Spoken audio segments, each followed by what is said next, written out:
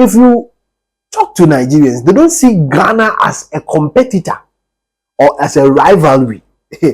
Nigerians are not competing with Ghana. Nigerians currently are fixated on world dominance, and the word competition is not in the mind of Nigerians now. Welcome to your number one podcast right here in the Pan-African space. Stay tuned for spanking new exclusive right now on the bars. Okay, welcome to an evening's exclusive of Pan-African contents right here on this channel. I'm here to do the needful. I'm here to bring you spanking new exclusive. It's been, a week of, back and forth. It's been a week of, guests visiting here, and then the narratives that have been shared in my interview session, guys. I want to tell you something. You see, there's a misconception. That is how I see it. And there are narratives in the Ghanaian space that needs to be checked.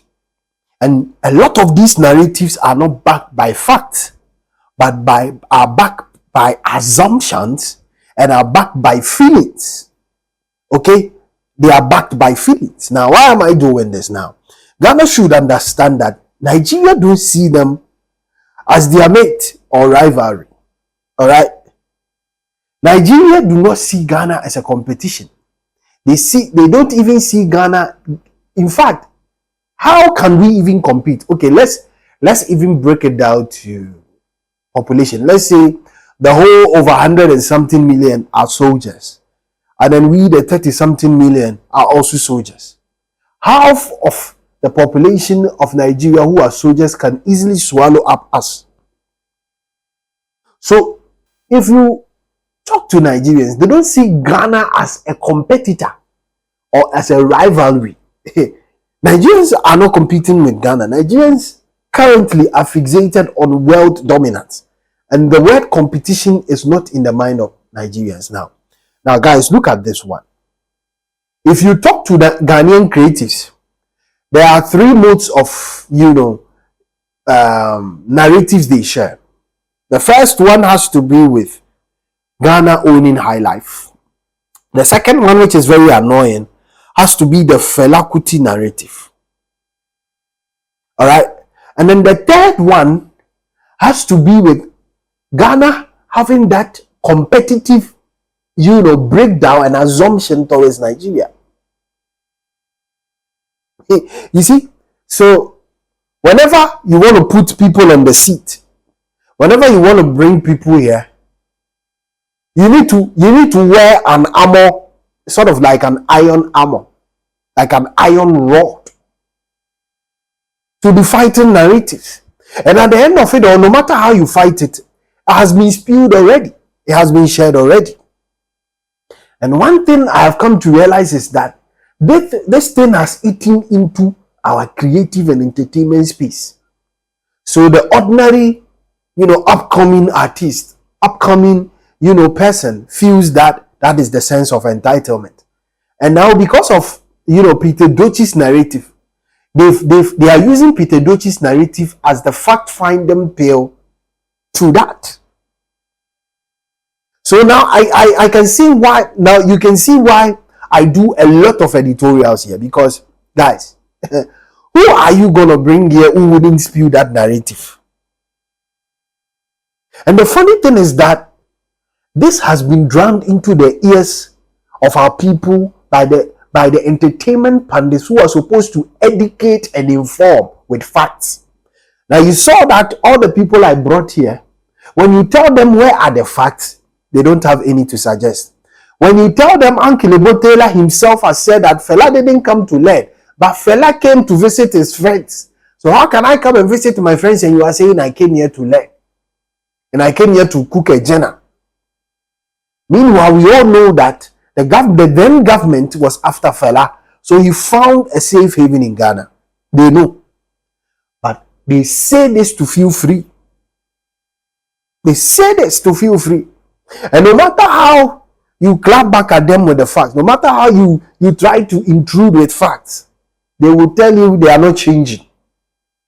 And this is the kind of entertainment space we are building for ourselves.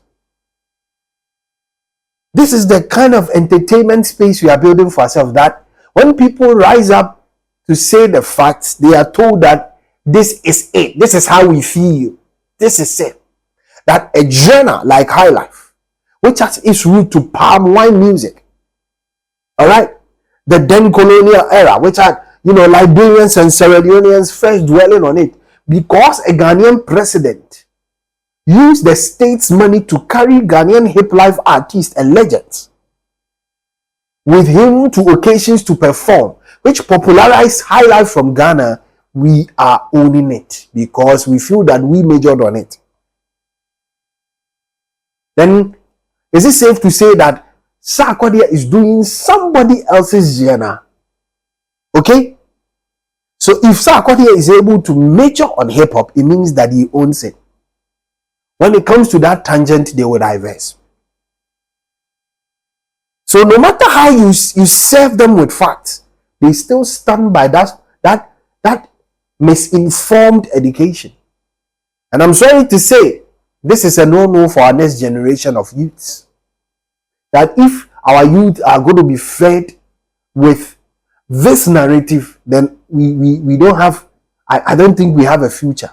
To the extent that when I said Google, okay, it's a research tool. Has it been researched? I was told that somebody wrote it on Google, so they also have the reason to also say it so that it can be written on Google. And this is the mindset, guys.